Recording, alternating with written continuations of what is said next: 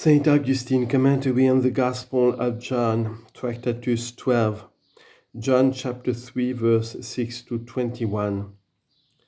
We observe, beloved, that the intimation with which we yesterday excited your attention has brought you together with more alacrity and in greater number than usual. But, meanwhile, let us, if you please, pay our debt of a discourse on the gospel lesson, which comes in due course. You shall then hear, beloved, as well what we have already effected concerning the peace of the church, and what we hope yet further to accomplish. For the present, then, let the whole attention of your hearts be given to the gospel. Let none be thinking of anything else. For, if he who attends to it wholly apprehends with difficulty, must not he who divides himself by diverse thoughts let go what he has received? Moreover, you remember, beloved, that on the last Lord's Day, as the Lord deigned to help us, we discoursed of spiritual regeneration. That lesson we have caused to be read to you again, so that what was then left unspoken, we may now, by the aid of your prayers in the name of Christ, fulfill. Spiritual regeneration is one, just as the generation of the flesh is one.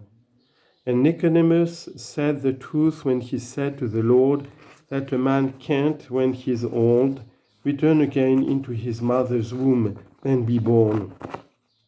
He indeed said that a man can't do this when he is old, as if he could do it even when were he an infant.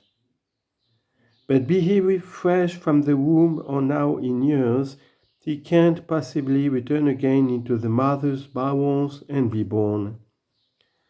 But just as for the birth of the flesh, the bowels of woman avail to bring forth a child only once, so for the spiritual birth, the bowels of the church avail that a man be baptized only once.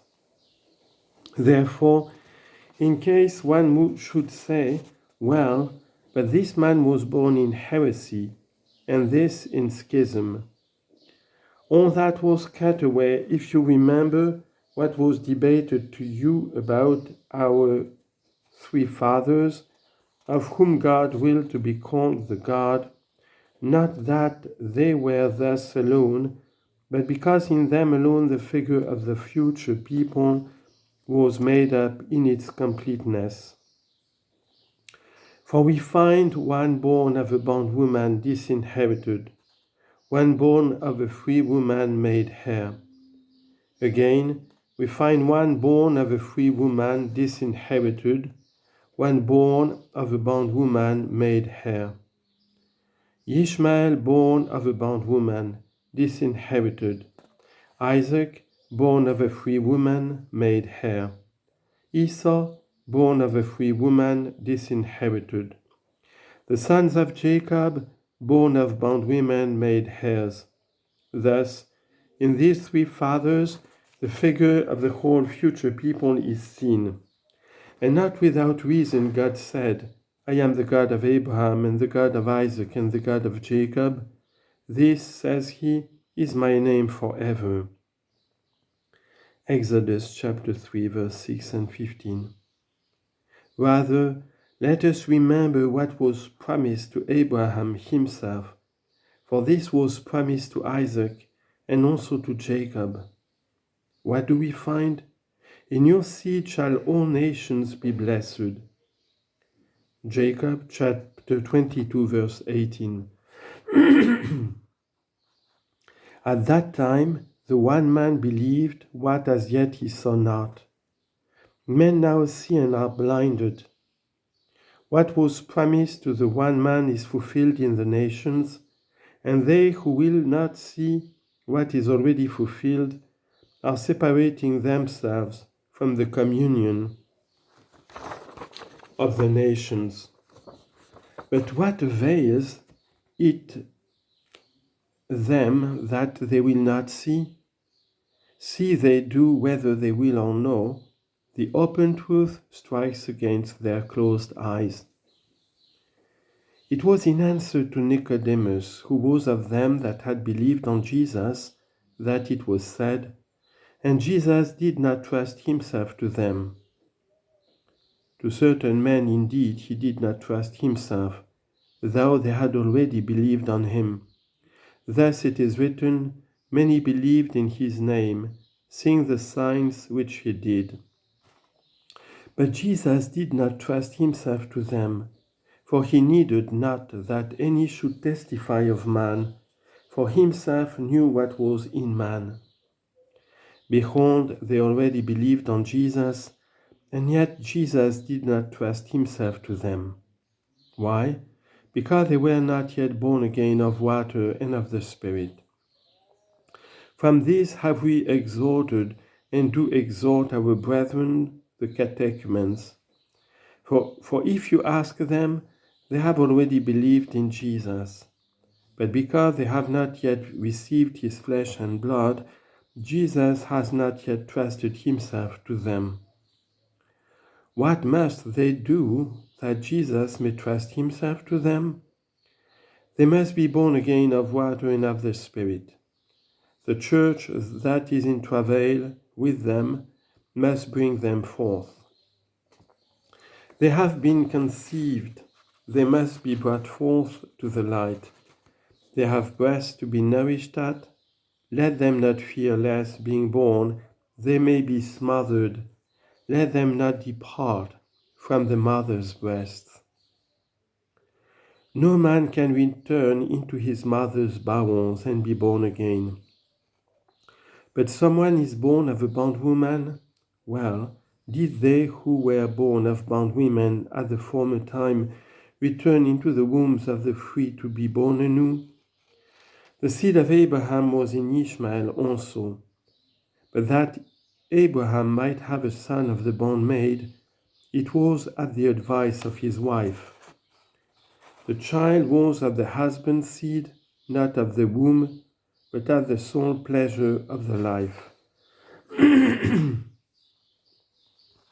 Was his birth of a bondwoman the reason why he was disinherited? Then, if he was disinherited because he was the son of a bondwoman, no sons of bondwomen would be admitted to the inheritance. The sons of Jacob were admitted to the inheritance, but Ishmael was put out of it, not because born of a bondwoman, but because he was proud to his mother, proud to his mother's son. For his mother was Sarah rather than Hagar. The one gave her womb, the other's will was added. Abraham would not have done what Sarah will not. Therefore was he Sarah's son rather. But because he was proud to his brother, proud in playing, that is, in mocking him, what Sarah said, cast out the bondwoman and her son, for the son of the bondwoman shall not be heir with my son Isaac. Genesis chapter 21, verse 9 and 10. It was not therefore the bowels of the bondwoman that caused his rejection, but the slave's neck. For the freeborn is a slave if he is proud, and what is worse, the slave of a bad mistress of pride itself. Thus, my brethren, answer the man that a man can be born a second time. Answer fearlessly that a man can be born a second time. Whatever is done a second time is mockery. Whatever is done a second time is play. It is Ishmael playing, let him be cast out. For Sarah observed them playing, says the scripture, and said to Abraham, cast out the bondwoman and her son. The playing of the boys displeased Sarah. She saw something strange in their play. Do not they who have sons like to see them playing? She saw and disapproved it. Something or other she saw in their play. She saw mockery in it, observed the pride of the slave. She was displeased with it, and she cast him out. The children of bondwomen, when wicked, are cast out, and the child of the tree woman, when an Esau is cast out. Let none therefore presume on his birth of good parents. Let none presume on his being baptized by holy men. Let him that is baptized by holy men still beware, lest he be not a Jacob, but an Esau.